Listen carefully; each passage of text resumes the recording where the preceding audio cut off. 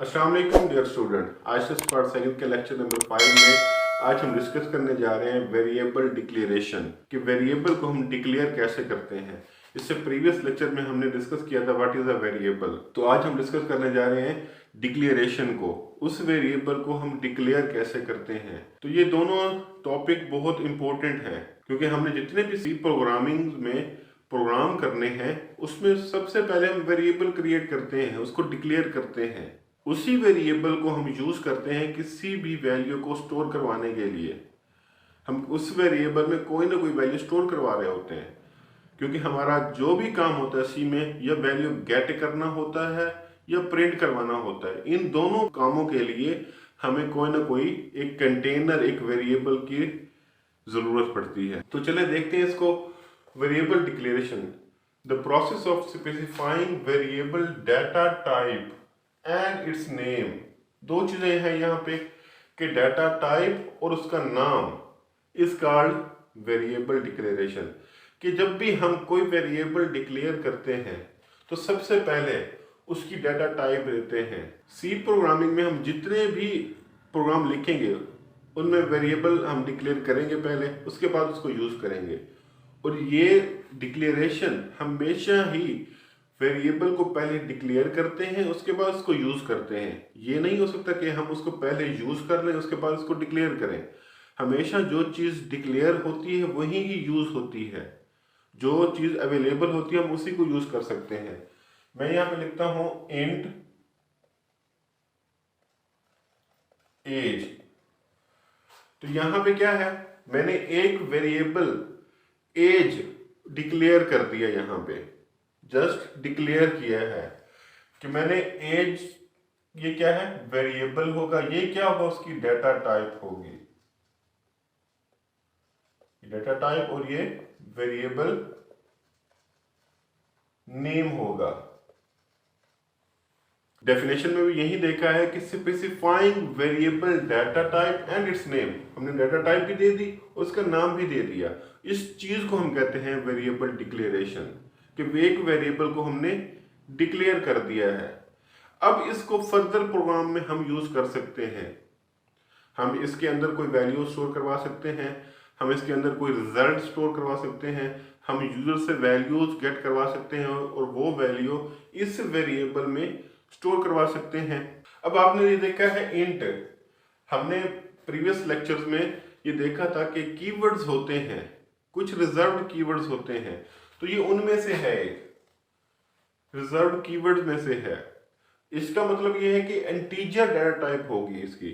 जो भी एज होगी वो इंटीजर टाइप की होगी, उसमें कोई भी करैक्टर नहीं आ सकता। तो सबसे पहले ये नोट कर लें कि जब भी हम सी प्रोग्रामिंग में कोई भी प्रोग्राम लिखते हैं तो सबसे पहले वेरिएबल डिक्लेयर करते हैं उसको यूज करने से पहले। मैं एक बार फिर बताता चलूं कि जब भी हम प्रोग्रामिंग में कोई भी वैल्यू स्टोर करवाते हैं तो वो जिस कंटेनर में स्टोर करवाएंगे वो हमें पहले डिक्लेयर करना पड़ेगा। अगर हमने ये डिक्लेयर नहीं किया तो कंपाइलर का एरर आएगा कि आपने इससे पहले कोई भी ऐसा वेरिएबल, कोई भी ऐसा कंटेनर डिक्लेयर नहीं किया जिसमें ये वैल्यू स्टोर करवाऊं मैं।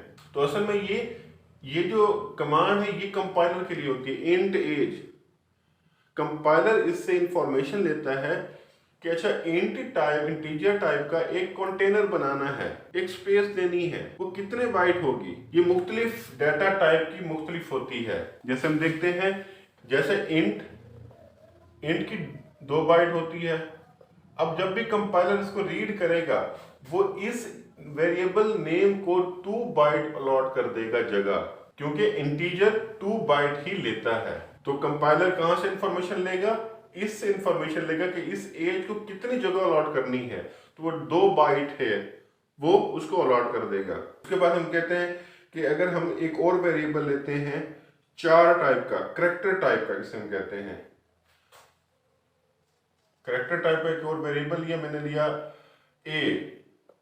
तो इसमें जो भी वैल्यू आएगी वो करैक्टर टाइप की आएगी और ये कितने बाइट जगह लेगा।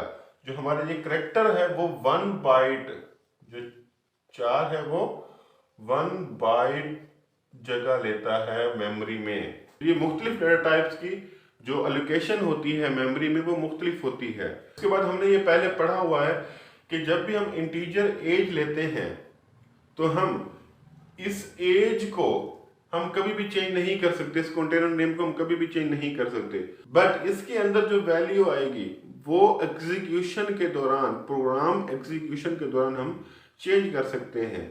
और ना ही उसकी डाटा टाइप चेंज कर सकते हैं, ना ही उसका नाम चेंज कर सकते हैं, ना ही उसकी डाटा टाइप चेंज कर सकते हैं। कब? जब प्रोग्राम को एग्जीक्यूट करते हैं, जब हमारा प्रोग्राम एग्जीक्यूशन में आता है तो हम ना ही उसके डाटा टाइप चेंज कर सकते हैं, ना उसका नेम चेंज कर सकते हैं। अब यहाँ पे सवाल ये आता है कि हम कितने वेरिएबल ले सकते हैं एक प्रोग्राम में। वो प्रोग्राम पे डिपेंड करता है कि वो किस कैटेगरी का है, उसमें हमने क्या करना है। हम 1, 2, 3, 4, 10 जितने भी वेरिएबल लेना चाहें हम ले सकते हैं, लेकिन डिक्लेरेशन में ये दो चीज़ें इंपॉर्टेंट है कि उसकी डाटा टाइप देना और उसका नाम देना, ये इंपॉर्टेंट है। इसके बगैर कंपाइलर इसको रीड ही नहीं कर सकेगा, क्योंकि कंपाइलर को कंप्लीट इंफॉर्मेशन चाहिए होती है किसी भी वेरिएबल की। वो कंप्लीट इंफॉर्मेशन क्या है? सबसे पहले उसका डाटा टाइप देना, उसके बाद उसका नाम देना। तो हम इसका सिंटैक्स देख लेते हैं। Syntax of a variable declaration क्या होता है? सबसे पहले हम देते हैं डाटा टाइप, उसके बाद नेम ऑफ वेरिएबल, उसके बाद टर्मिनेटर ऑपरेटर हम लगाते हैं। तो ये इसका सिंटैक्स है। सबसे पहले डाटा टाइप, उसके बाद उसका नेम और एंड में टर्मिनेटर ऑपरेटर हम लगाते हैं। तो आप कोई भी वेरिएबल क्रिएट कर सकते हैं।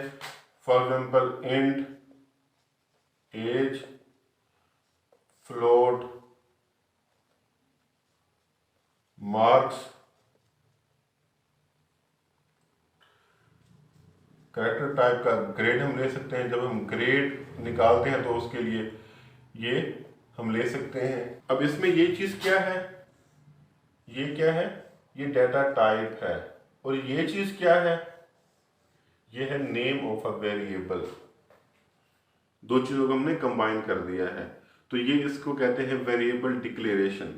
अब अगर हमने वेरिएबल एक ही टाइप के ज्यादा क्रिएट करने हैं, फॉर एग्जाम्पल मुझे इंटीजर टाइप के मुझे 4 वेरिएबल चाहिए, तो मैं क्या ये लिखूंगा?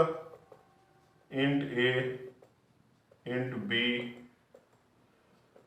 इंट सी, इंट डी।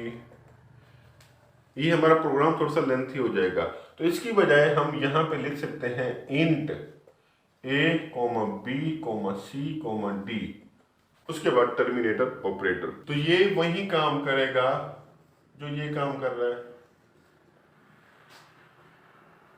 अब ये किस सिनेरियो में कर सकते हैं ये काम? जब सारे वेरिएबल्स की डाटा टाइप सेम हो, मतलब ए की भी इंटीजर है, बी की भी इंटीजर है, सी की भी इंटीजर और डी की भी इंटीजर ही होनी चाहिए, तब हम ये काम कर सकते हैं। अगर हमारे इस किसी भी वेरिएबल में कोई वैल्यू फ्लोटिंग या कैरेक्टर टाइप की आती है, तब ये हमारा वेरिएबल काम नहीं करेगा, क्योंकि हमने यहाँ पे इंटीजर दिए, तो मतलब ये चारों के चारों वेरिएबल्स इंटीजर वैल्यू को ही स्टोर करवाएंगे।